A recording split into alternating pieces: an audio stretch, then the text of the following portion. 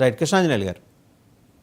వాసుదేవన్ గారు, నాకున్నటువంటి కొన్ని అనుమానాలని నేను ప్రస్తావన చేస్తాను. దాని మీద సురేంద్ర నాయుడు గారు కానీ, అరుణ్ గారు కానీ వాళ్ళు సమాధానం చెప్పవచ్చు. ఇక్కడ అభ్యంతరం లేదు.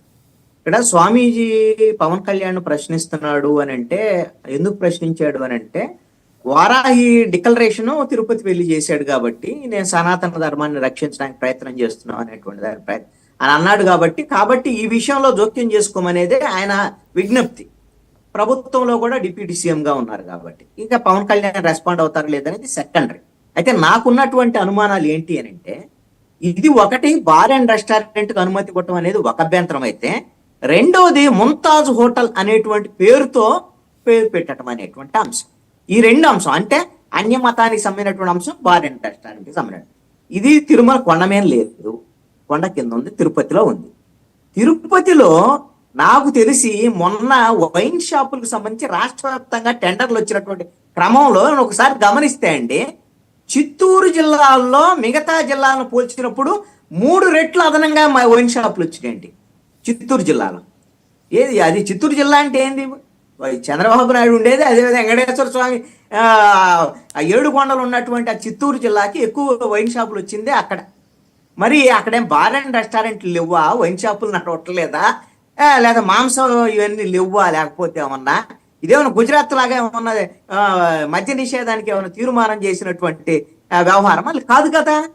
మరి కింద బార్ అండ్ రెస్టారెంట్ లేకపోతే, వైన్ షాపు లేకపోతే ఇక్కడ ఎందుకు అనుమతిస్తున్నారు అనుకోవాలి. ఇదొక నాకు ఉన్నటువంటి అనుమానం. రెండో అంశం ఏంటంటే, ముంతాజ్ హోటల్, ముంతాజ్ అంటే ఈ ముస్లిం సంబంధించినటువంటి వ్యవహారం ఇవన్నీ. ఇప్పుడు ఈ పేర్లకి అంటే కింద తిరుపతిలో చాలా చాలా పేర్లు ఉంటే ఉండొచ్చేమో.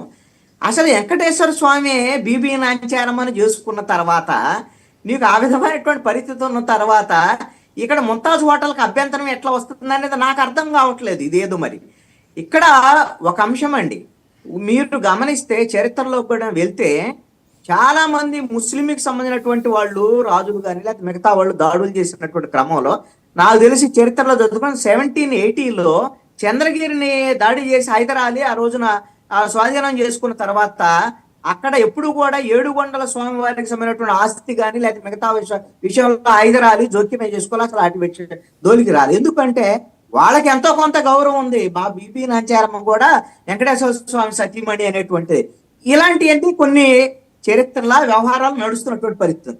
దీన్ని పెద్ద అంశంగా తీసుకొచ్చి దీన్ని ఒక మతం, హిందూ మతము, క్రిస్టియానిటీ లేదా ముస్లిం వ్యతిరేక ఇవన్నీ కూడా రాజకీయ పరమైనటువంటి అంశాలతోనే వీటిని తీసుకొస్తున్నారు అనేటువంటిది నా యొక్క అభిప్రాయం.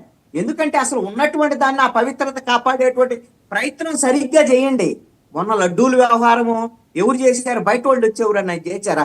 గత ప్రభుత్వంలో జరిగినప్పటికీ కూడా, లేకపోతే ఈ ప్రభుత్వంలో జరుగుతున్నటువంటి మొన్న జరిగినటువంటి తొక్కిసలాట్లో 6 చనిపోయి 48 మంది గాయాలైనటువంటి పరిస్థితులు కానీ, లేకపోతే మిగతా ఘటనలకు సంబంధించినటువంటి వీటి వైఫల్యాలు ఎవరు? ఇప్పుడు హిందూ ధర్మాన్ని పరిరక్షిస్తామని చెప్పేటువంటి టిటిడి పాలక మండలి వాళ్ళ యొక్క వైఫల్యాలు కదా ఇవి, మానవ తప్పిదాలు కదా. దీనివల్ల జరుగుతున్నటువంటి వీటిని నిరోధించేటువంటి ప్రయత్నం చెయ్యండి. భక్తులకు సంబంధించినటువంటి వచ్చినటువంటి వాళ్ళు అన్ని రకాల మతాల వాళ్ళు ఉంటారు. వచ్చినటువంటి వాళ్ళకి సంబంధించినటువంటి ఆ భక్తుల మనోభావాలను కాపాడేటువంటి విధంగా తిరుమల తిరుపతి దేవస్థానము లేకపోతే అక్కడికి వచ్చేటువంటి వాళ్ళని ఆ ఏర్పాట్లు వ్యవహారం అవి చూడండి. అవి వదిలేసి ఈ అన్నెసెసరీ విషయాల వైపు తీసుకెళ్లేటువంటి వాళ్ళందరూ కూడా వీళ్ళ వెనక హిడెన్ పొలిటికల్ ఎజెండా ఉంది. దక్షిణ భారతదేశంలో మతపరమైనటువంటి రాజకీయ పరమైనటువంటి వ్యవహారాలు లేవు. దీన్ని తీసుకొచ్చేటువంటి ప్రయత్నం పవన్ కళ్యాణ్ ద్వారాగా బీజేపీ తీసుకొచ్చి వారాహి డిక్లరేషన్ పేరుతో వారాహి సభ పెట్టించినటువంటి వాళ్ళు బీజేపీ వాళ్ళు, ఆయనతో రాజకీయం మొదలు పెట్టారు. దాన్ని ఇప్పుడు పవన్ కళ్యాణ్ ఇప్పుడు ఈ స్వామీజీ అడుగుతున్నాడు కదా, రేపు పొద్దున పవన్ కళ్యాణ్ కూడా వచ్చి మాట్లాడొచ్చాము దాని మీద. ఎందుకంటే ఇది ఒక హిందూ ఎజెండా లేకపోతే మతపరమైనటువంటి ఎజెండా కింద రాజకీయాలను మార్చేటువంటి కుట్ర జరుగుతుంది అనేటువంటి ఒక అనుమానం అయితే నాకు కలుగుతుంది. ఇది మరి ప్రజలకు ఉపయోగపడేటువంటి అంశం అయితే కాదు నాకు తెలిసి. Right, okay. సురేంద్ర నాయుడు గారు, ప్రజలకు ఉపయోగపడే అంశం ఏమాత్రం కాదు, అది కృష్ణాంజనేయులు గారు.